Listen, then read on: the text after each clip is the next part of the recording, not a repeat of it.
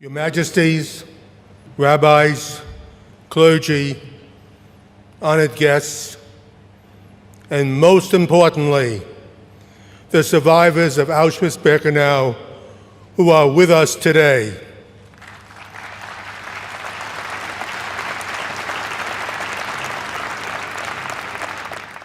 "75 years ago today, when Soviet troops entered these gates, they had no idea what lay behind them. And since that day, the entire world has struggled with what they found inside. We have all wondered how an advanced country that gave the world great literature and art, science achievement, could sink to an anger, a meanness, a depravity like Auschwitz. But let me be clear. While Germany and Austria created and carry out this shattering evil, practically every other European country helped the Nazis gather up their Jewish citizens.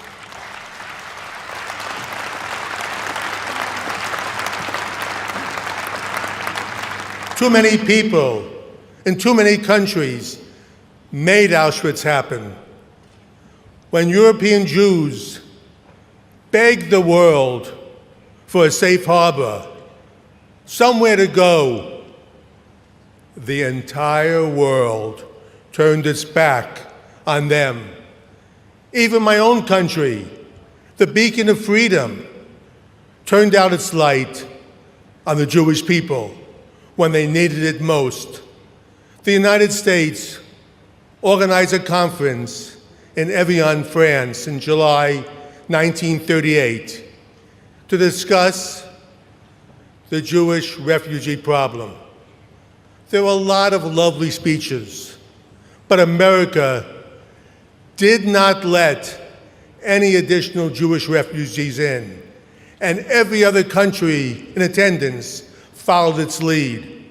There were 32 countries, and none of them, except for the tiny Dominican Republic, wanted any more Jews. Hitler saw this. 4 months later came Kristallnacht, and again, there was no world reaction. Hitler tested the world, and at every step, he saw the truth. The world did not care. That's when he knew he could build this factory of death. Evian led to Auschwitz. Kristallnacht led to Auschwitz. World anti-Semitism led to Auschwitz. Thankfully, there were some people throughout Europe who had a moral decency and acted differently. Ordinary people who risked their lives and their families' lives to save other human beings. Sometimes people they didn't even know. In Yad Vashem in Jerusalem, you will see 27,362 names on what we call the righteous among nations. These Gentiles who risked everything to save Jewish lives, we have not forgotten. These honorable men and women who we will never, never, never forget. God bless them.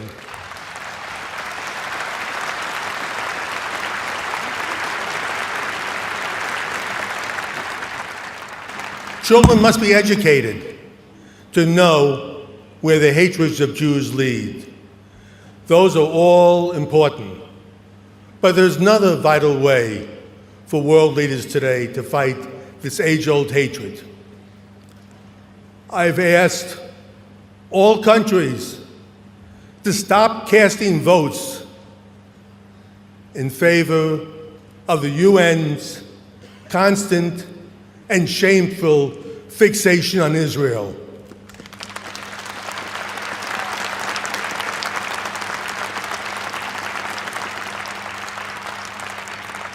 Exactly 3 years, 3 months, and 3 weeks after the liberation of Auschwitz, the Jewish people realized their 2,000-year-old dream and founded the Jewish state of Israel, if for no other reason than the fact that not a single country on earth would take in Jewish refugees when they begged for their lives. That is why the Jewish people need Israel.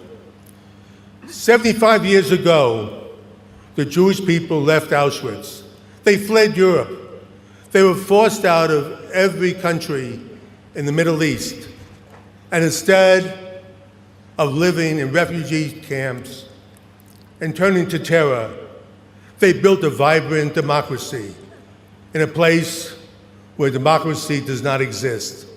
They have created miracle after miracle while having to defend their existence every single day. No other country on earth has had to do this.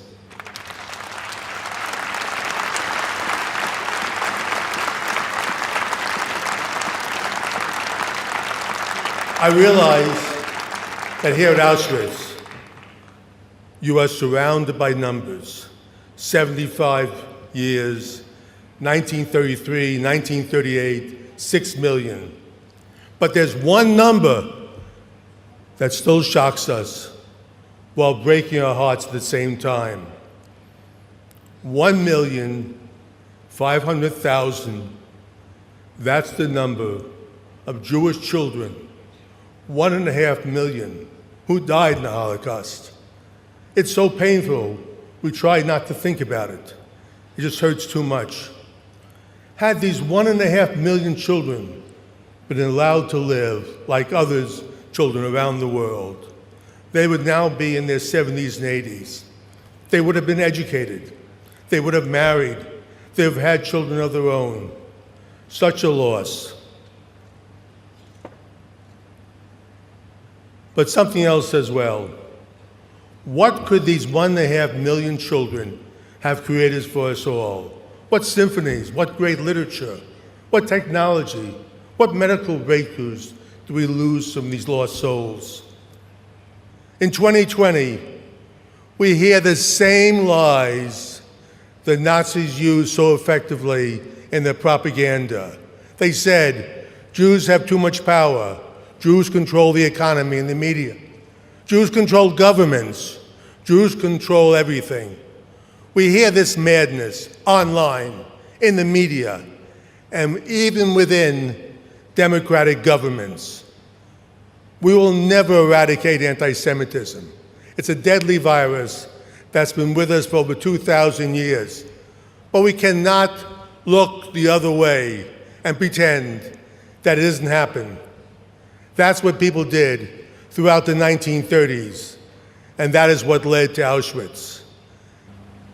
This is the legacy of Auschwitz, and it will never go away.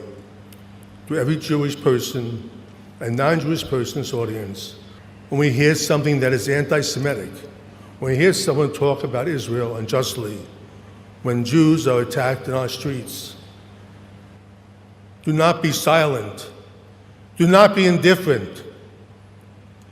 Do not just do this for the Jewish people around the world. Do this for your children.